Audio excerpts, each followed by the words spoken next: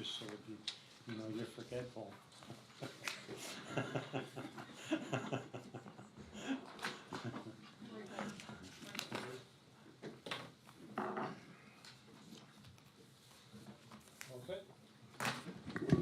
I'll call the meeting of the Carbon County Board of Commissioners to order. Please rise for a moment of silence, prayer, and the Pledge of Allegiance.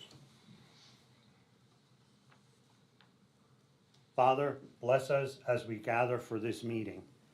Guide our minds and hearts so we will work together. Teach us to be generous in our outlook, courageous in the face of difficulty, and wise in our decisions. Amen. I pledge allegiance to the flag of the United States of America and to the republic for which it stands, one nation, under God, indivisible, with liberty and justice for all.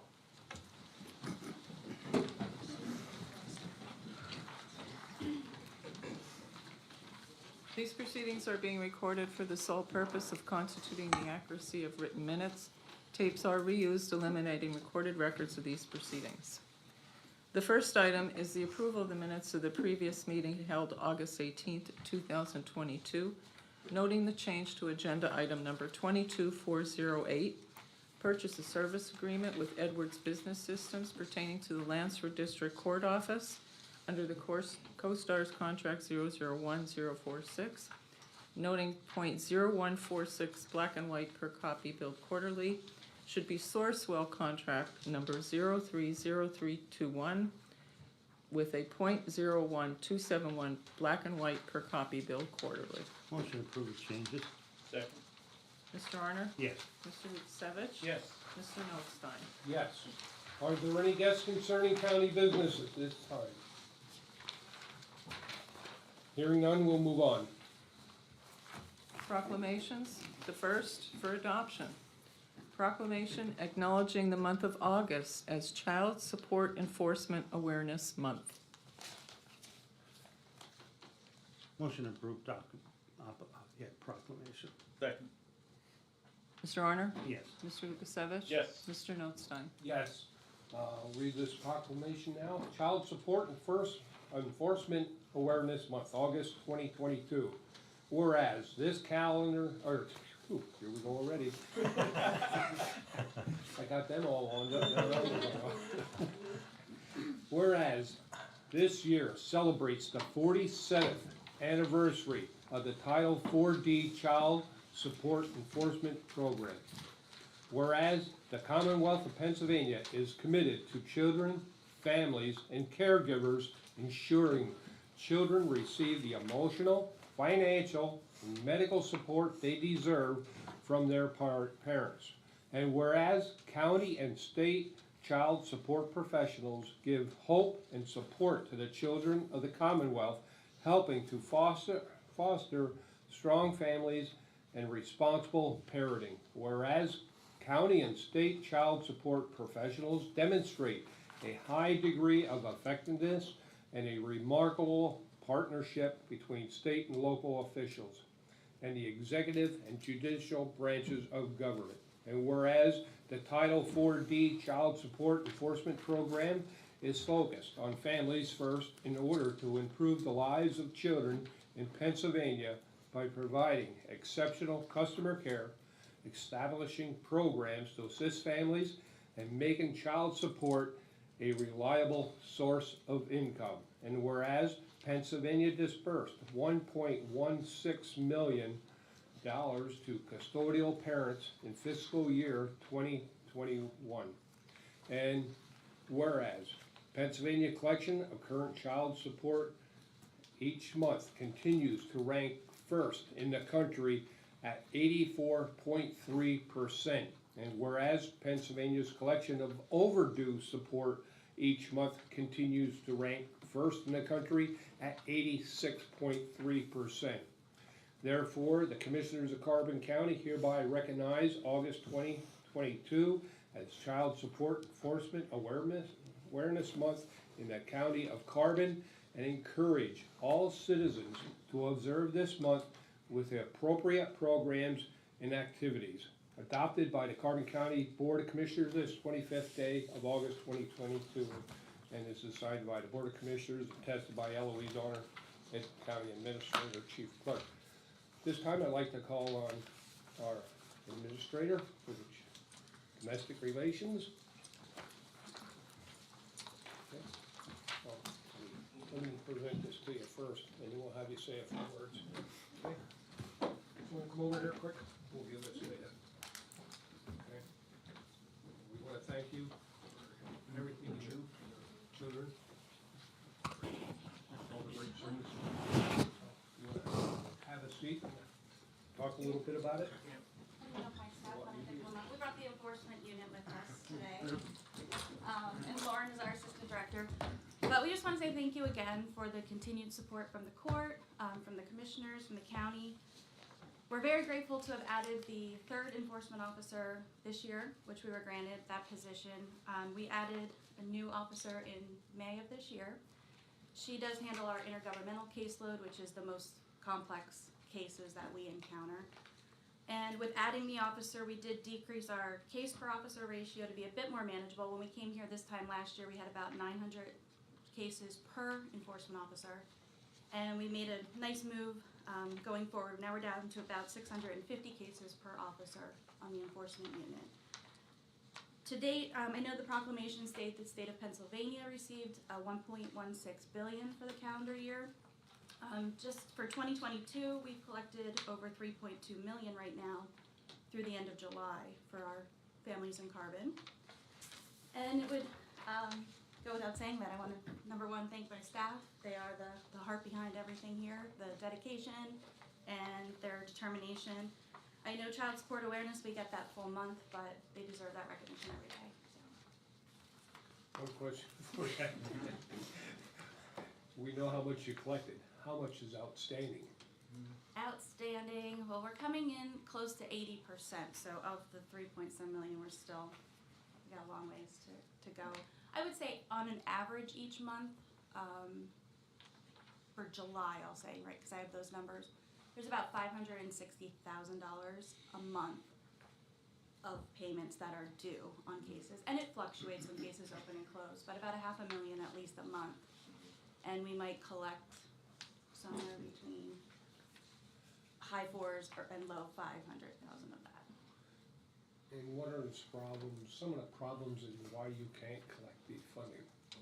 Transportation, jobs, availability of jobs for our clients. We have a lot of individuals who do work cash jobs under the table. It's very hard to account for them to even enter orders, but also to collect them. And intergovernmental. And is it true that some of those are residents of our correctional facility or prison? They can be on and off residents. We do actually review those cases though. If they're going to be incarcerated for some time, we will do a non-financial obligation. So at that point, the case would be suspended with the balance reduced to record, but on record. And then what we would do is once they're released, they would come back through to be reevaluated to pay support or put on a job program or something like that. I think my point is that you can't always collect if they're in a correctional facility or unemployed. So it's very difficult trying to collect those funds. So. And our new officer actually does the intergovernmental caseload. That is by far the most difficult of cases that all three of the officers have been assigned to at one time. But those cases it's difficult. We are involved with another state, and those states don't always have the same rules and regulations. A lot of those states are not even fully back to the office from COVID. Some are working remote. Cases have been tied up in court, let's say in the state of Florida, you might not have had court for the last year. So now they're trying to play catch up on those, and we're really at their mercy to collect this support. Bridget, for those who are imprisoned and put onto our work release program, is that communicated to you all that they're now on work release and then start the garnishment or the procedure? If they are, we can set that up, Yeah. yes. Any other questions? Questions by the news media? Can you just say your name and what your title is for us? My name is Bridget Johnston, the director. And I'm Lauren Holland, assistant director. I mean, just how is it to get, kind of recognized for this? I mean, how important it is. I mean, you guys do big work, but to get recognized here by the commissioners today. Oh, it's huge. I mean, we actually, I think this is a great time for us to really showcase what the office is doing, what the state itself is doing. I know when we met last year, it was eye-opening as far as the statistics. I think we were the highest case per officer ratio, so we were able to get some great support from that coming out. And Kelly's here, I don't know, you asked me if Kelly was. Any other questions by any media? Kelly? Nope, they're doing a fantastic job. Okay, thank you, Thank ladies. you.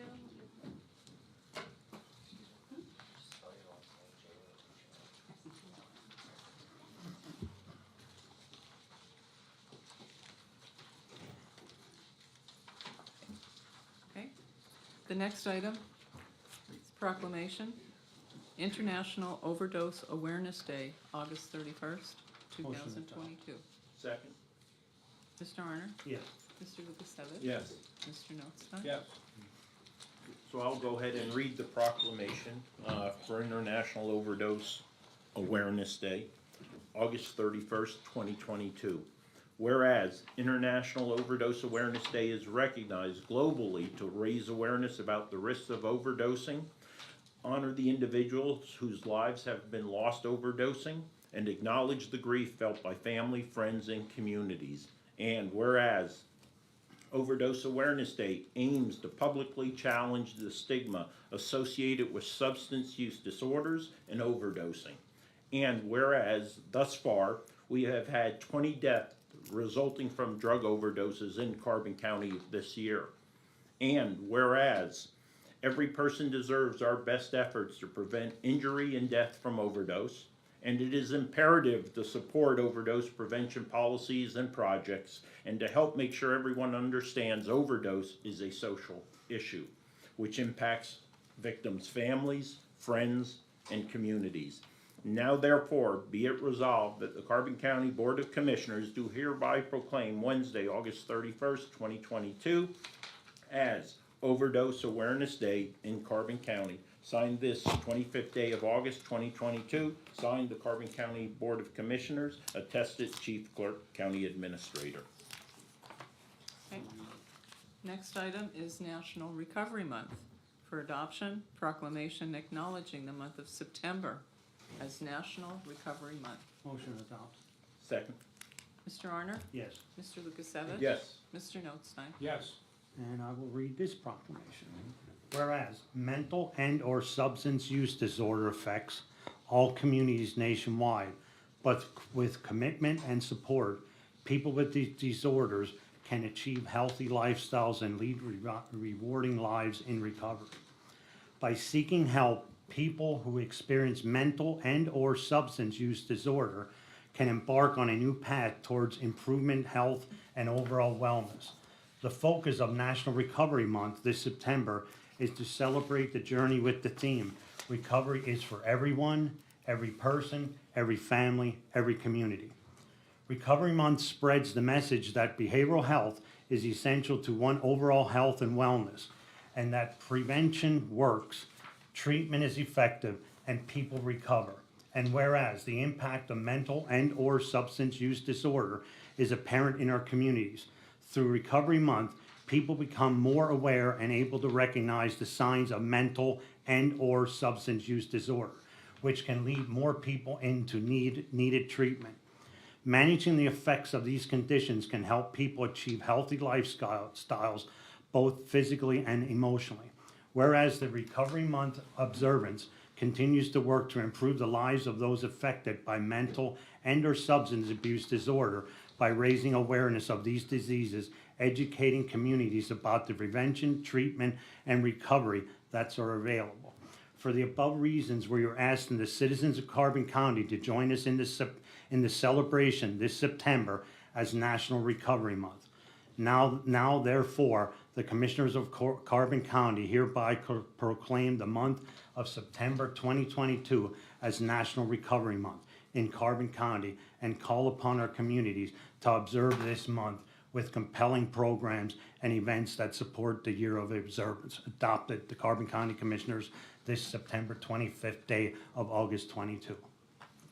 okay, at this time, I'd like to call Ron McCloskey up there from the Carbon Mineral Pike Drug and Alcohol. Thanks for everything. Thank you. You will. Good morning. First, we'd just like to thank the commissioners and the citizens for the support that they've given us throughout the years for the drug and alcohol program. As many know, in one of the proclamations that was read, it said 20 deaths in Carbon County. It's always been our philosophy, one death is too many from an overdose. So what we've done is we've kind of changed our direction recently. We're looking at non-traditional type of activities. We've always had a huge walk, just kind of focused by our office for Recovery Month in September. But this year what we're doing is we're focusing on some other individual things. We're going to partner with events that are already out there that have people coming to them, such as the Paul Martin Hospital Festival, we were just at the Carbon County Fair, things like that. So we're kind of looking at getting out to get some non-traditional people. We're really focusing on the use of drug disposal events, such as take-back days, and also we do provide take-home kits or solutions that people that are totally green that can dispose of any drugs they might have at home. They don't have to worry about taking them to a drop box or leaving them in the house, things like that. We're also getting those out to funeral directors, probably some senior centers and things like that. So this is really things we haven't, excuse me, done in the past. Also, we're working on the distribution of Narcan. We have Narcan available at the fair. We will have that at most of our events, things like that. Anyone that ever wants a Narcan, come into our office at any time. We can provide that free of charge because of the standing order. And we're really focusing on our case management services to give those individuals that need that re-entry back into society, kind of a little bit more structure and path and things like that. As far as prevention, we are increasing our service delivery in the elementary schools. We're focusing on evidence-based prevention. 3 of the 5 schools that right now have increased their prevention efforts in the elementaries, and we're currently working with the others to get them up and kind of giving that whole full continuum of K through 12 prevention services. Because one of the things we feel is not everybody needs treatment, but everybody needs prevention. That's kind of the slogan that we've been taking. For our events, the 31st honors some of the people that have passed away from overdose to raise awareness there. And then the Recovery Month, which is recovery is for everyone, every family, every individual. That's just kind of a nationwide campaign to get the message out there. And bottom line is we want to break down stigma, and that if treatment is needed, whether for physical or behavioral health, we're there for the behavioral health aspects. MHDS, our partner, is there for any kind of mental health issues that may be needed. So we want to keep the ball rolling and keep the awareness out there. And I just want to say one thing. I like the curriculum within the school. I think educating the kids is a big thing that is needed. And I just want to commend the whole staff, because people don't realize that the drug of use changes all the time. And you people have to sort of like roll with the punches, and every couple months it might be a new drug coming in. And well, like right now, we're hearing we have a lot of funding that's coming in for state opiate response dollars and things like that. But what we're seeing in Carbon County is a switch to methamphetamines. We're very unique in the fact in Carbon County that we have a functional treatment unit out of our SCA, our Single County Authority Office. What I mean by that is we actually provide on-site treatment for individuals that may need it. We don't have to worry about using outsourcing it to a third-party provider like we do in some of the other counties. So we're very fortunate to have that, so we can see someone that needs to go, once they come into treatment, we can hook them up with that case management service. We can get them back, get them working with not quite a job coach, but offer those type of services, and also housing assistance and things like that. So we're kind of getting out of that traditional just come in for your treatment. We're trying to broaden our services and make everything available. Do you have any idea offhand, quick question, how many doses of Narcan were used maybe last year or? I don't know. I mean, I could find out how many we've given out, because we do have to report that on a monthly basis to the state. I don't know offhand what that is. One of the things we have developed a partnership with the school nurses in Carbon County. We usually go to the first school nurse meeting of the year and give them the Narcan that they may need. I know it's in every school. We just dropped some off at Weatherly at the end of the year. Most of them were expiring in July, so we kind of did a distribution in the end of the school year to get it out to the nurses. We're also trying to work with some of the athletic training staffs to get it available for athletic trainers, because even if you have an event on a Friday night, a football game, a basketball game, it could be used not just for the individuals there, the players, but also for any fans in attendance, anything like that. So we're just trying to get anyone that we can, the word out to get to have the Narcan available. So since you did mention opioids, we know forthcoming here in the very near term is revenue or funds from the settlement. know we talked this past week up at the Joinder Board about some potential thoughts on how we might use those funds, because they are kind of limited in scope what they could be used for. But could you talk a little bit about how we might leverage those funds in the programs that you all are? What we're looking at right now is our case management unit, we feel is vital necessity. That's kind of been a new and evolving thing. So we'd really like to focus our funding on that case management, on those case management services. So that person that may have traditionally not had the opportunity to work with someone on job placement or finding housing or, you know, that type of thing, that we can continue that program. That program was extended by the state this year. You know, we hoped it will be, but you can't really tell coming down the road. What Commissioner Lukasiewicz was referring to, bi-monthly, the county commissioners of Carbon, Monroe, and Pike meet and discuss the MHDS programs, the mental health developmental services, and we always get a report from the Tri-County Single County Authority, the drug and alcohol program, so that's bi-monthly. Yeah, so we're usually in- 9 commissioners get In together. constant, I was actually just up at the Pike Commissioners meeting yesterday. We were talking about the same thing, because they also had a meeting on Monday after the joined their board about some other issues. So, yeah, we try to keep everybody up to date. You're referring to that attachment E from the SOAR, the settlement funding, it's very specific, related to opioid issues and things like that. So that's where we'll be meeting and kind of deciding where we're going to specifically go and plan our attack for that. Further questions on the board? If not, news media, before Rob has to leave. Say your name and what your title is. Rob Mikulski, Assistant Administrator, Carbon Monroe Pike Drug and Alcohol. Thank you. Any further questions by the news media? Okay, thank you, Rob. Thank you. Okay, at this time, we're gonna call on Sarah Rook, Hardin County Representative to the America 250 PA. Welcome, Sarah. Morning. Morning, everybody. So for those that don't know, America 250 PA is the commission that was set up to celebrate the 250th anniversary of our country. And that will take place in 2026, so we're still a few years away.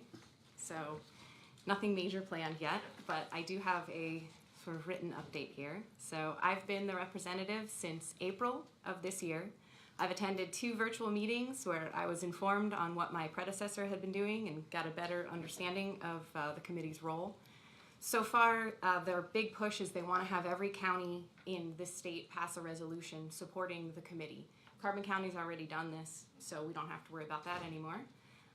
My predecessor, Mr. Logue, also put us on the list to receive a Liberty tree, and that's a seedling of one of the original Liberty trees in Maryland. So that tree distribution won't begin until sometime in 2023 or 2024. So once I have a better understanding of when that will actually happen, I do plan on having an event around that tree planting. Here's another timeline of things that happened with them. They had a press event in Gettysburg. Unfortunately, I was unable to attend that. But July, they had a volunteer day with food banks, but it was only specific food banks that they had chosen, and there was none in our region, so I didn't get to participate in that either. But they do have a 3-round marketing presentation competition called Direct Effect Innovation Challenge for any post-secondary schools. So I did give all of the information to L-Tri-C, and I have not heard back from them if they're going to assemble a team for that or not. I do have another meeting with them September 8th, and hopefully at that time they'll give me information about their annual convention, which is in Harrisburg in October. And I do plan on attending that. I just need to know when so I can make my arrangements. Their staff will be reaching out to your office sometime in the next coming months. They want to have a press opportunity and meet everybody individually. They couldn't give me a specific date. They just said sometime in the next couple months. So hopefully that will work out for everybody. And they would like us to let them know of any exciting happenings going on in the county. So I was planning on sort of creating an annual list of all the interesting events that happen in Carbon County, especially carbon-specific events. And if you can think of anything that you want to make sure is included on that list, please let me know, and I'll give them that information. So. We have a long list. Yeah, there's a lot of neat things that happen in Carbon County. And Carbon Chamber is assembling a lot of that work, so. exactly. You know, in PMVB also. Sarah, in regards to the Liberty Tree, and I know Yeah. we haven't made a final determination of its location yet, so that's something, you know, the three of us will have to do based upon, you know, some recommendations of where Sure. would be most appropriate. And then to ensure we do the appropriate preparation, you know, for the placement of the tree once they're distributed. Yeah, and I will gladly help with that. I do have some recommendations myself. Right, okay, good, great. Yeah, thank you, Sarah, for stepping up to the Yeah. plate. It's gonna be time consuming, and thank you for the updates. Yeah. You're welcome. And when you feel necessary that you commit to do an update, please let us know. We'll put you on the agenda, Okay, and we do appreciate that, so. sounds great. Okay, thank you, thank Sarah. you. Oh, Thank you. well, before you go, before you take off on us, any questions by the news media? Okay. Boy, you lucked out. Okay. Okay. Okay, we'll move on. The report of executive sessions held. There was one executive session held on Tuesday, August 23rd at 2 PM for personnel, and on Wednesday, August 24th at 9:30 AM for personnel. Next item is the department reports, the budget transfers. Move to approve. Second, Mr. Arner, yes. Mr. Lukasevich, Yes. Mr. Notstein. Yes. There are no supplemental appropriations. Approval of check numbers 230787 through 230859 for expenditures to the general fund clearing account totaling $293,718.40. Move to approve. Second, Mr. Arner, yes. Mr. Lukasevich, Yes. Mr. Notstein. Yes. The treasurer's report, Motion approved, Second. Mr. Arner, yes. Mr. Lukasevich, Yes. Mr. Notstein. Yes. The personnel report for county departments, Motion approved, Second. Mr. Arner, yes. Mr. Lukasevich. Yes. Mr. Notstein. Yes. The acknowledgements for courts and row offices, Motion acknowledged, Second. Mr. Arner, yes. Mr. Lukasevich, Yes. Mr. Notstein. Yes. Correspondence was received as listed. Copies will be made available to the press upon request. Advertising. For approval, authorize the advertisement of all legal notices relative to the 2022 general election. Move to approve. Second, Mr. Arner, yes. Mr. Lukasevich. Yes. Mr. Notstein. Yes. Boards and authorities. For approval, a recommendation was received from the Carbon County Redevelopment Authority to reappoint Phyllis Roche of Jim Thorpe, Pennsylvania, to serve as a member of the Redevelopment Authority for an additional 5 years, term to expire May 5th, 2027. Move to approve. Second, Mr. Arner? yes. Mr. Lukasevich? Yes. Mr. Notstein? Yes. Children and Youth. For approval and execution, the fiscal year 2022-2023 purchase a service agreement with Adelphi Village Incorporated of Latrobe, Pennsylvania, as per the attached rates. Motion to approve and execute, Second. Mr. Arner? yes. Mr. Lukasevich? Yes. Mr. Notstein? Yes. For approval and execution, the Children and Youth Services fiscal year 2021-2022, fourth quarter Act 148 invoice report totaling $779,474. Motion to approve and execute, Second. Mr. Arner? yes. Mr. Lukasevich? Yes. Mr. Notstein? Yes. Communications. A request was received from the Communications Director enclosing a quote from Radio Maintenance Incorporated of Reading, Pennsylvania to purchase and install a police F1 simulcast radio system at the Lehigh Tunnel and Broad Mountain Tower sites at a total cost of $63,458.58. CoStar's Contract 012-083. Act 12 funds will be used to cover the purchase. This quote replaces agenda item number 22-350 that was approved on July 21, 2022. Below is the payment terms listed for the new quote. Move to approve and execute. Second, Mr. Arner? yes. Mr. Lukasevich? Yes. Mr. Notstein? Yes. Motorola. A request was received from the Communications Director enclosing a quote, from Motorola Solutions to purchase 2 VHF base radio repeaters at a total cost of $29,270.08. This quote is in conjunction with the quote from Radio Maintenance. The quote replaces agenda item number 22350 that was approved July 21, 2022 under PA CoStar's contract number 44000-16317. Move to approve and execute. Second. Mr. Honor? Yes. Mr. Lukasevich? Yes. Mr. Notstein? Yes. Two-way mobile, requests are received from the Communications Director, enclosing a quote for two-way mobile communications of Bethlehem, Pennsylvania, to upgrade the NECOR Next Generation Core Services equipment on the Vesta 911 phone system at a cost of $22,540. Approved under the statewide interconnectivity grant, CoStar's number 012108. Payment terms listed below. Motion to approve and execute. Second. Mr. Arner? Yes. Mr. Lukasevich? Yes. Mr. Notstein? Yes. Correctional Facility for ratification. An agreement with Train of Wilkes-Barre, Pennsylvania to replace heat exchangers and inducer motors on the rooftop units 7 and 5 at the correctional facility in the amount of $12,098. CoStar's contract number 008E22-847. Motion to ratify. Second. Mr. Arner? Yes. Mr. Lukasevich? Yes. Mr. Notstein? Yes. Planning and Development, CDBG. Change order number 1, extending the completion date to the contract with Franzosa Trucking Company Incorporated of Hazleton, Pennsylvania for the street improvements fiscal year 2020. Reconstruct and pave Diaz Avenue, Angelini Avenue to Messina Street. Due to scheduling conflict with companies that supply the milling machine, the new contract deadline will be October 28th, 2022. Move to approve and execute. Second. Mr. Arner? Yes. Mr. Lukasevich? Yes. Mr. Notstein? Yes. Solicitors report? Thank you.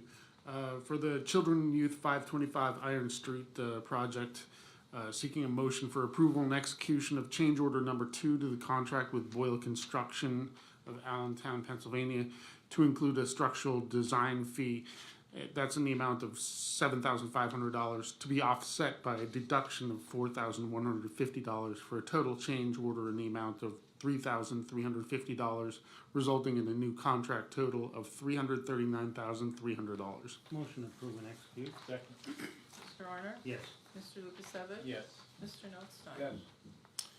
Communications 911, seeking a motion for approval and execution of an agreement with Tyler Technologies of Troy, Michigan for enterprise law enforcement mobile server software at a recurring annual software and maintenance fee of $18,460 plus a one-time setup fee of $80,870.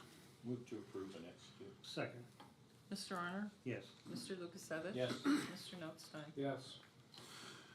For the correctional facility, seeking a motion for approval and execution of a memorandum of understanding between the Carbon Career and Technical Institute and the County of Carbon to provide adult basic education and career pathways educational services to criminal offenders to attain a high school equivalency diploma at CC at the Carbon County Correctional Facility.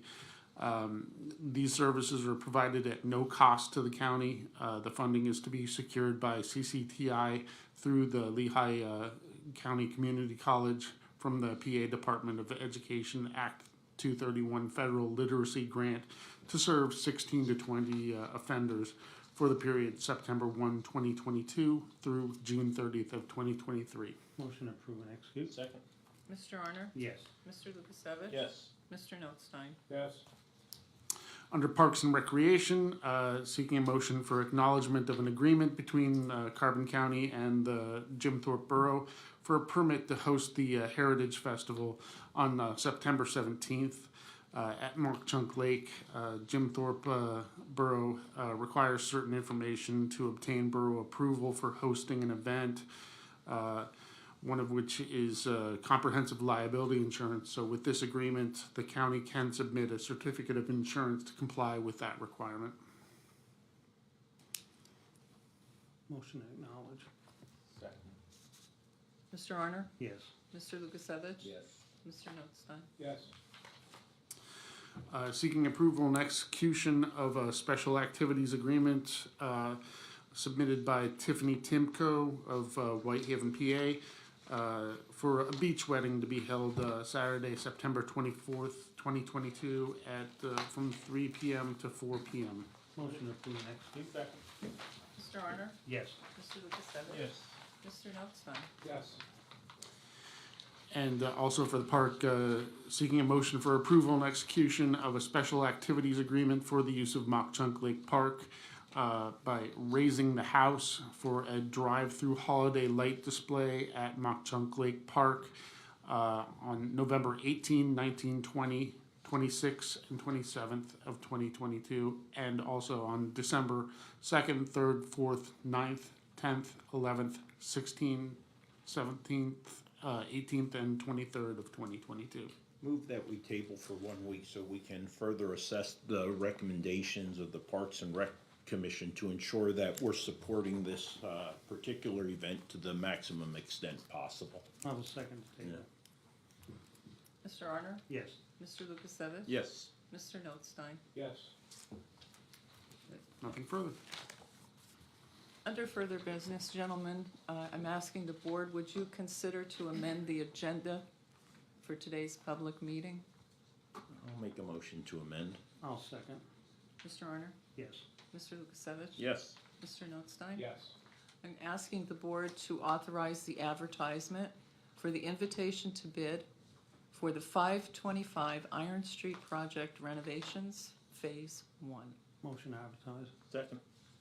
Mr. Arner? Yes. Mr. Lukasevich? Yes. Mr. Notstein? Yes. Commissioners report, Mr. Arner? I have nothing at this time. Mr. Lukasevich? Yeah, I think for all of us, I understand that potentially our new parking building is en route somewhere and supposed to arrive today. So at least it'll be in the lot, probably won't be operational for a few weeks, but that is expected. Right, but it is supposed to arrive. I know Rhonda's trying to do a minute-by-minute update as it travels down the turnpike or something, I don't know. But I just talked to her a few minutes ago.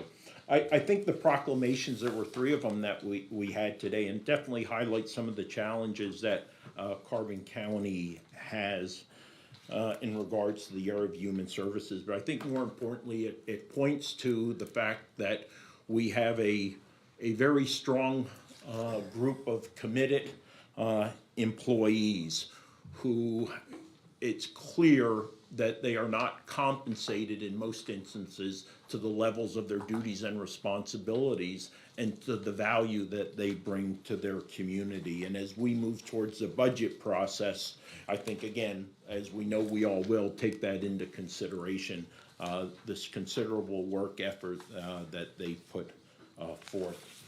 I want to mention Mock Chunk Lake Park, not necessarily to light at the lakes. We had a discussion just the other day with Dave Horvath, the park director, and Sheriff Ziegler, who joined us today.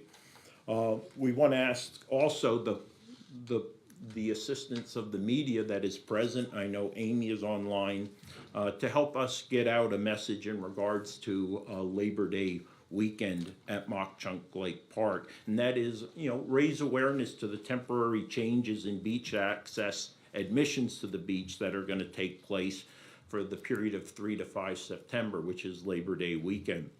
So during that period, 3 to 5 September, Mock Chunk Lake Park will be accessible for boating, watercraft rental, fishing, hiking, biking, camping, pavilion renting, and general enjoyment of the nearly 3,500 acres, of natural and man-made outdoor recreational open space it has. However, the beach access is going to be limited, and that's going to be limited to a particular group. That would include county residents, Carbon County property taxpayers, Coaldale residents with children in the Panther Valley School District, non-county and county individual and family membership, or AKA season pass holders, and of course, the campers and pavilion renters. for information purposes, season pass sales ended on 14 August. Daily admission passes for 3 to 5 September will only be available for county residents, the property taxpayers, and the Coaldale residents with children in the Panther Valley School District.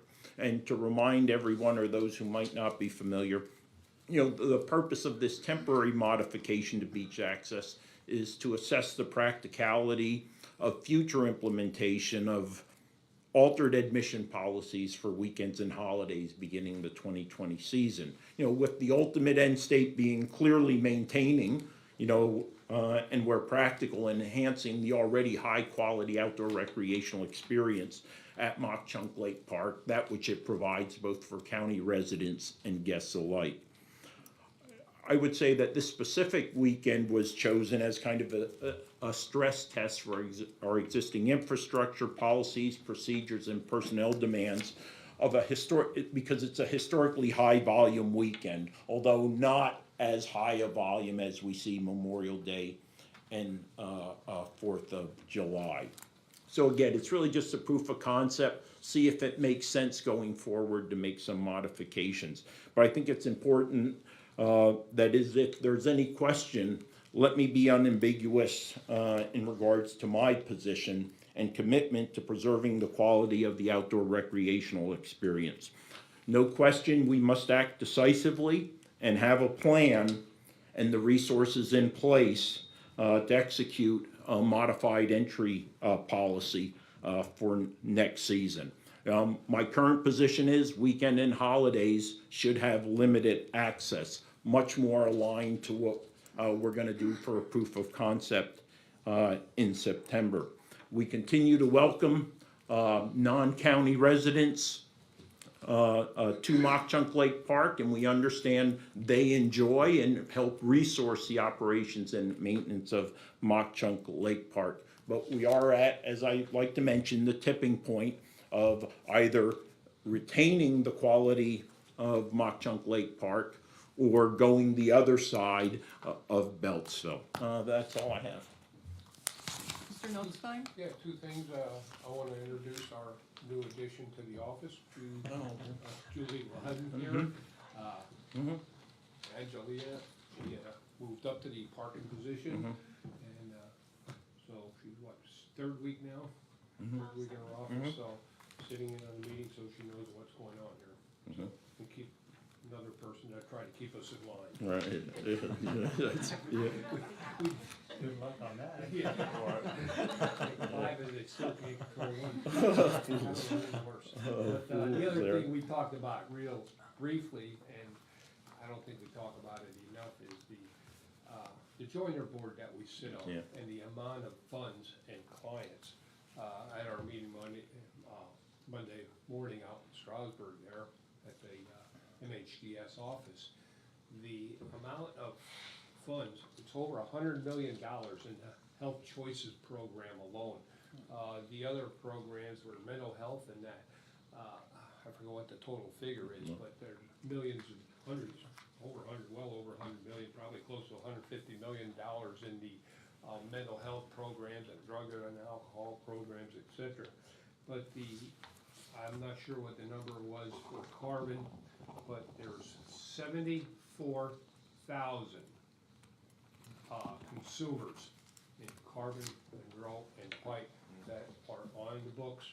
They're not all receiving, maybe at this time, funding or additional health or mental health and other issues that they may have. But the point is, 74,000 people, consumers in 3 counties is an awful lot. And a lot of times when we sit up here and have to talk about funding and all these different agencies, a lot of that is federal and state. Most of the, not all of the health choices is federal or state funding. I think it's all federal in that.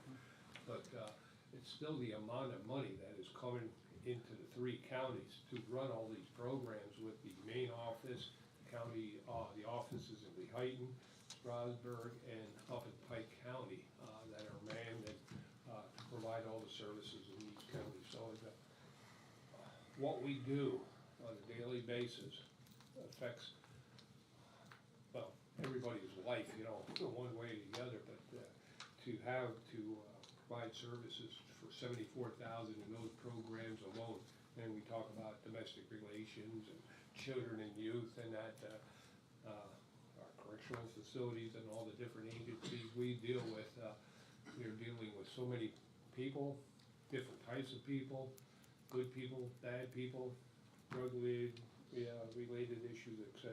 So, a lot of times when we're sitting up here making the decisions, they're not easy decisions. Sometimes there is no decision because we have to do what we have to do sometimes, whether it's mandated or not. Some things are just the right thing to do. So, just wanted to touch base on that a little bit and let the public know that we do touch a lot of lives in what we do every day. And I just wanna throw a little bit something in there, like I check the bills every month, and it used to be monthly. Now it's every 2 weeks they're doing the bills. That's the influx of that's happening within all the 3 counties, and it's like Rob was here, like they have a battle. I mean, every day it changes, so people don't realize how much we put into that. Any other comments? Meeting adjourned. Amy, you're online there. Do you have any questions? She'd have to call in. Have to call in? But she could call in, Amy, if you want, to the 3611, and we can polycom you in after Jose and. Yeah. Yep. And James, yeah, we could, we'll give you a couple minutes there and we'll ask James, you have any questions, comments? Yeah, who's the new parking person, like, what's their name and official? That's No, Angelia, this is Beck Julie now. Was promoted. Yeah. She's the new parking supervisor. What's your name? I'm Julie. This is Julie. Julie, she's not the parking supervisor. No. No. She's not, she's a secretary. Yeah, she's the new Oh, so you secretary. hired a different person for parking? Yes. That we didn't hire, she got promoted. Yeah.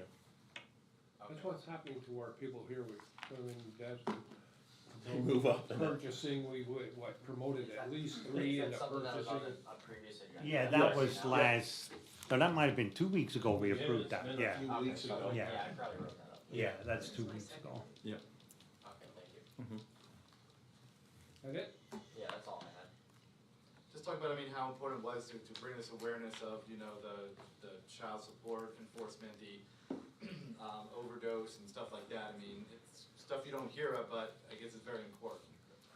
Oh, yeah, I think that people have to be aware of the programs out there, and unfortunately, when we were talking to Rob on Monday and doing his presentation, they spent the whole week at the fair, and very few people came up to their, the table and the tent that they had there to get the free handouts. I know I got one myself, the Narcan, you know, the nasal spray, and, so I got that, and maybe I should get more. We should probably get it for the office here, you know, that at least have one on each floor, I would say, because you never know when you're gonna need it. And I know the sheriff's department and a lot of our agencies carry it in their vehicles.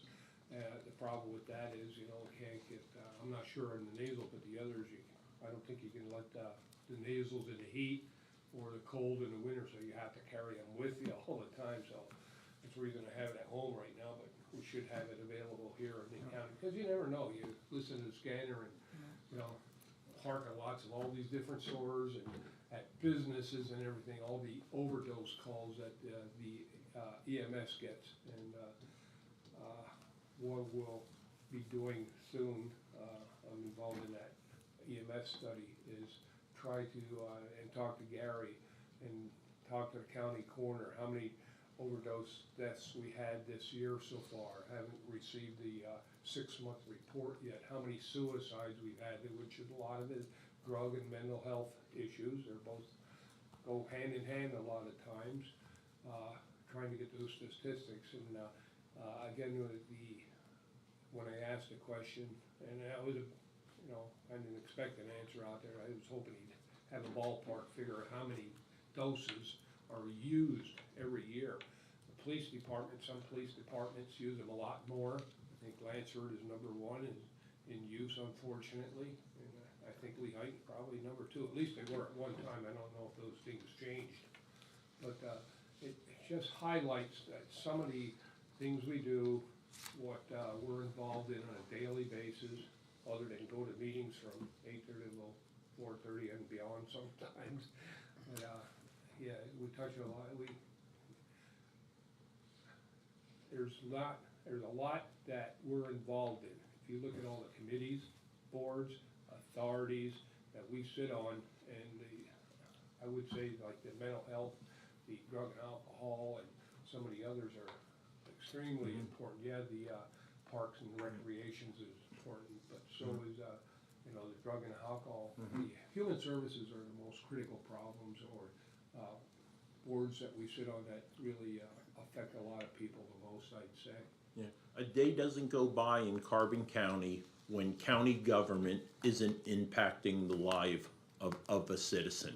And on a yearly basis, once you start adding up our veteran services, our services to children, seniors, to those with mental health, drug abuse, alcohol abuse, developmental needs and services, we're touching citizens on a daily basis. I think that it's under-recognized. I think the value of the employees who are committed to bringing those services is often both undervalued and under-recognized. And it's part of our responsibility to have things like the proclamations and resolutions to raise that awareness, both for the programs, but importantly, the employees that do the hard work.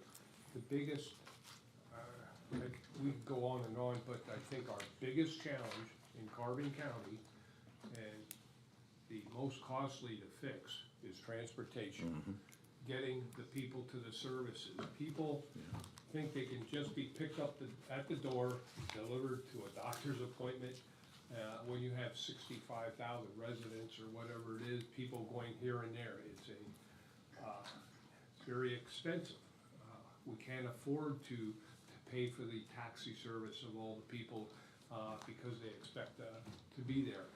But if people don't use the system, we can't justify the cost.